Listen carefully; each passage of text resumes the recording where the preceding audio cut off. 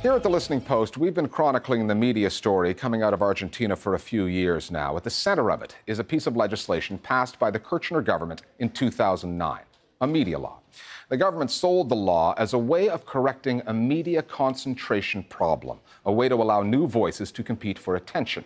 One of the most ambitious aspects of the law was that it ruled that the market should be divided into 3 equal parts, 1/3 for privately owned media, 1/3 for outlets owned by the state, and the remaining third for nonprofits, community-controlled media.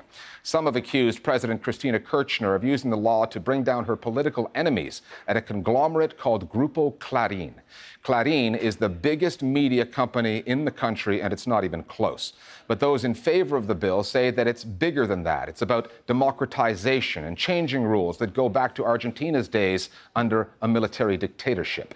But it's been more than 5 years now since the law was passed, and Grupo Clarín is as big as ever. The Listening Post's Marcela Pizarro now from Buenos Aires on a media law that's more than just a battle between the government and big business.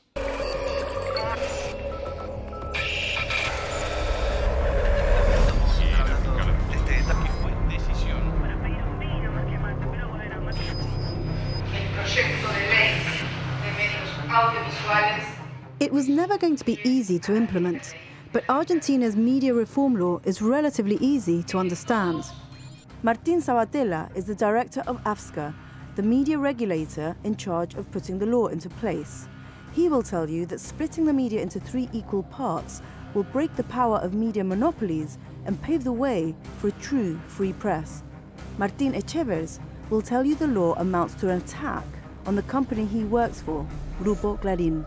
It's one of the most debated and most controversial laws of all time.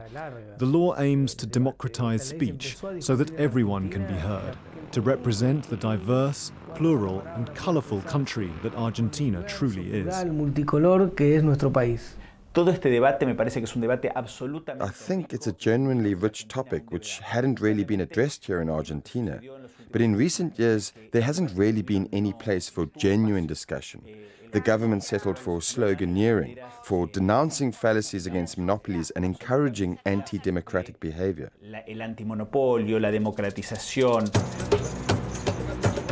Clarín is the biggest multimedia conglomerate in Argentina. It dominates the cable TV market, owns the most widely listened to radio stations, as well as controlling 50% of total newspaper and magazine circulation. That makes it the most influential media group by far. Clarín was once a government ally, but that relationship turned sour. And in 2008, when the government tried raising taxes on landowners, Clarín turned, aligning itself with powerful agribusiness interests as protests swept through the country. A year later, the media law was passed and the showdown intensified on air, in print, and in the courts, where Clarín continues to challenge the constitutionality of the law and accuses the Kirchner administration of double standards, of giving preferential treatment to the government-friendly Telefónica conglomerate, which owns the widely watched TV channel Telefe, among others. This law was created by the Kirchner hegemony to get even with one of its critics. Instead of aiming to update the media legislation, the law creates a framework which, rather than following international standards and incorporating new media, anachronistically aims to bring the media under centralized regulation, disabling the few media outlets that were independent of state support, shaping a media landscape that is much more favorable to the political status quo. No,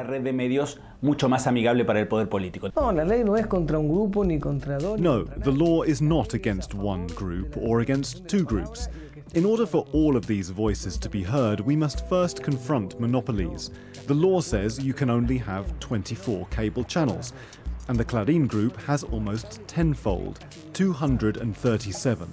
So we talk about them because they refuse to comply with the law, not because the law was made for them. From the government perspective, it was totally understandable that they decide to target a very powerful political actor of the country. Clarín doesn't represent just the freedom of press, it's an actual power of this country. The downside of that is that sometimes these obsession with Clarín looks more like a cartoon Es falso. rather than a political conflict. Ever since the media reform package became the law here in 2009, a lot of ink and airtime has been devoted to how those changes would affect Clarín and the conglomerate's relationship with the Kirchner government. There's been a lot less coverage on the media component of the law, which was designed to give communities that had been underrepresented a voice. Communities that were little served by the news coming from the capital. Tune in to Radio Huifala, a radio station in Jujuy, 1,500 kilometers away from the capital in the northwest of Argentina. It's one of more than 1,000 radio stations awarded licenses as part of the law's pluralization drive. Outlets which have different agendas and different stories to tell. The different kinds of news that we receive here, either by cable or antenna, don't really show us what's going on in the region. We feel like we're watching something that has nothing to do with our experience. We think we need outlets that give us more information about what's going on here. The new media law has given us a chance to regain our voices and for indigenous communities to gain protagonism in the media history of this country.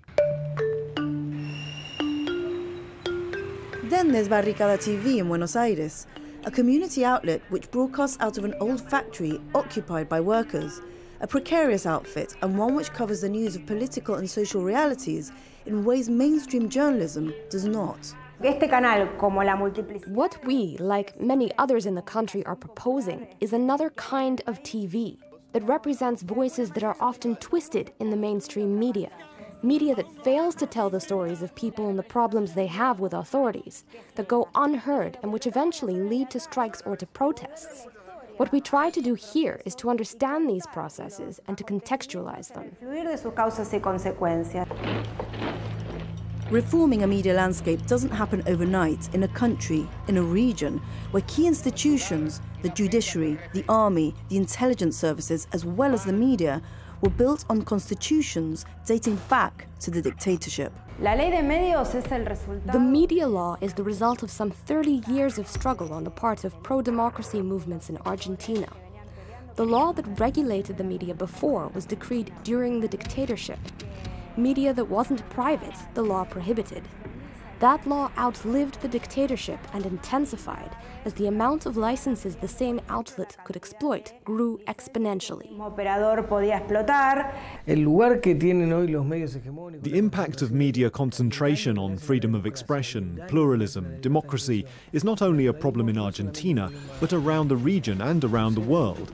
Hegemonic media groups have extorted and injured democracy in order to condition it on behalf of their economic interests. With the emergence of these populist or new left governments, CNN en español, que es un laboratorio de mentiras y de guerra psicológica y basura contra el país. the media become rather as a source of prestige, a source of conflict, because private media corporations also start to attack this populist government, blaming them for do not respect freedom of speech. So in this context of polarization is that how we can see or understand why we are debating so much about the press.